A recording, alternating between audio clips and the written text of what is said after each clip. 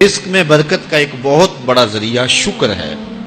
ارشاد فرمایا لَإِن شَكَرْتُمْ لَأَزِيدَنَّكُمْ، اگر تم شکر کرو گے وہ تمہیں اور زیادہ عطا کرے، اور اگر تم شکر نہیں کرو گے وَلَئِن كَفَرْتُمْ، کفران نعمت کرو گے، إِنَّ عَذَابِي لَشَدِيدٌ، تو پھر میرا عذاب بڑا سخت ہے۔ رزق کے اضافے کا ایک اور بہت بڑا سبب انفاق فی سبیل اللہ ہے۔ اللہ فرماتا ہے جو تم خرچ کرتے ہو تو جو چیز تم نے نکال دی اس کی جگہ اللہ تمہیں اور عطا کر دیتا ہے۔ بعض کا ہمارا یہ ہوتا ہے کہ کوئی آدمی مالی بحران میں آ گیا تو وہ کرتا کیا ہے کہ جو راہ خدا میں دینے کا کھاتا تھا پہلے اسے کلوز کرتا ہے، یہ فلاں مدرسے کو دیتے ہو یہ بھی بند کر دو، یہ مسجد کو دیتے ہو یہ بھی بند کر دو، یہ فلاں غریب کو دیتے ہو یہ بھی بند کرو، حالات ٹائٹ ہو گئے۔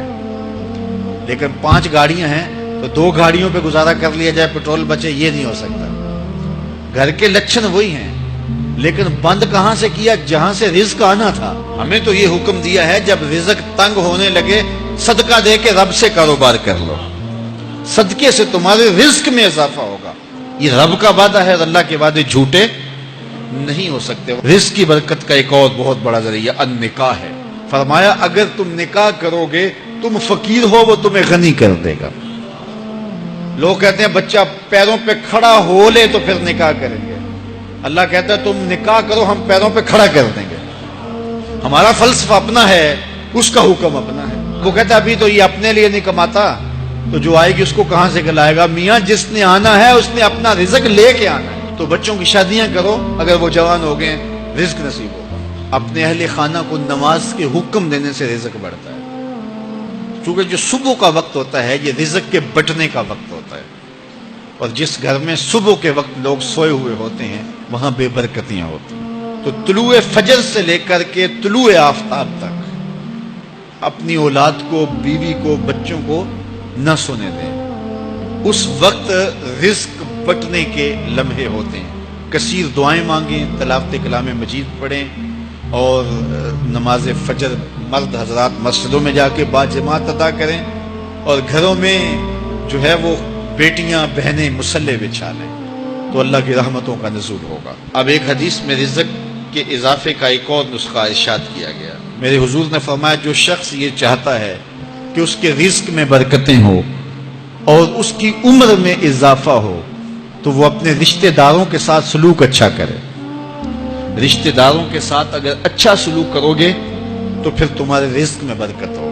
غریب ہیں تو ان کی مدد کرو، ان کی بیٹیوں کی شادیاں اپنے ذمے لے لو اگر اللہ نے آپ کو وسعت دی ہے، ان کی پریشانیاں بانٹ لو، ان کا قرضہ ہے تو اتارنے کی کوشش کرو، ان کو مشکلات سے نکالنے کی کوشش کرو۔ تم ان کو مشکلات سے نکالو گے، اللہ تمہیں مشکلوں سے نکالے گا۔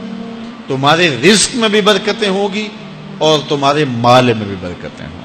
فرمایا بہتر صدقہ وہ ہے جو ناراض غریب رشتہ دار کو دیا جائے۔ اگر وہ پھنس گیا ہے، مجبور ہے، ناراض ہے، تو اس کو اگر دیں گے تمہارا نفس اس میں شامل نہیں ہوگا، تو یہ افضل صدقہ ہے جو ہر صورت میں قبول ہی قبول ہے۔ رزق کے اضافے کا ایک اور سبب الاحسان الی الضعفاء، جو کمزور لوگ ہیں ان کے ساتھ اس نے سلوک کرنا۔ الانفاق علی طلبۃ العلم، طالب علموں پہ خرچ کرنا، یہ بھی رزق میں اضافے کا سبب اور ذریعہ ہے۔ وہ حضرت بابا فرید نے کہا نا چھٹا رکن دین کا روٹی ہے۔